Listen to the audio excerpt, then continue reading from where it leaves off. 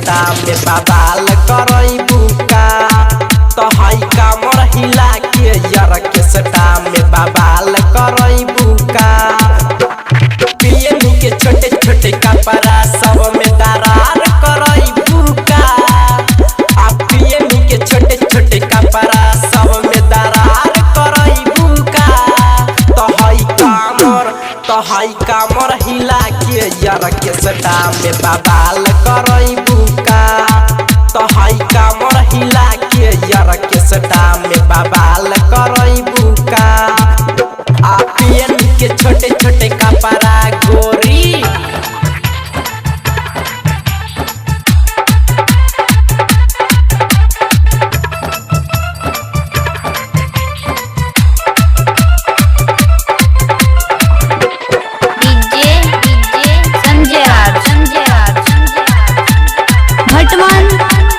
चढ़ल बना सत सुनो ये रानी आज उतरियो जाई हाथ में कवनो दीही न पैसा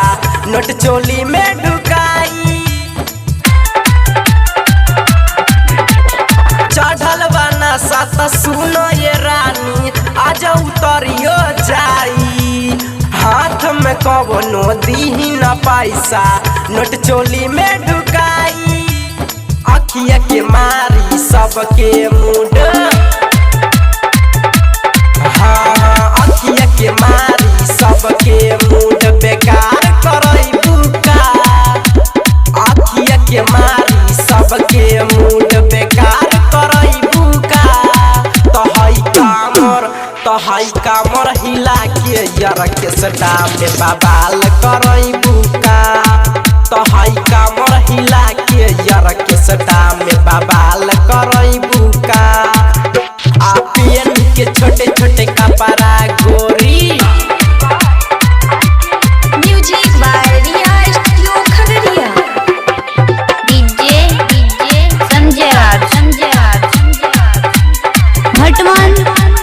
अजित अरुण के धके पजरिया ऐसे ना तू नाचा खोली के चोली दबदी फूला बना सबका से तू बचा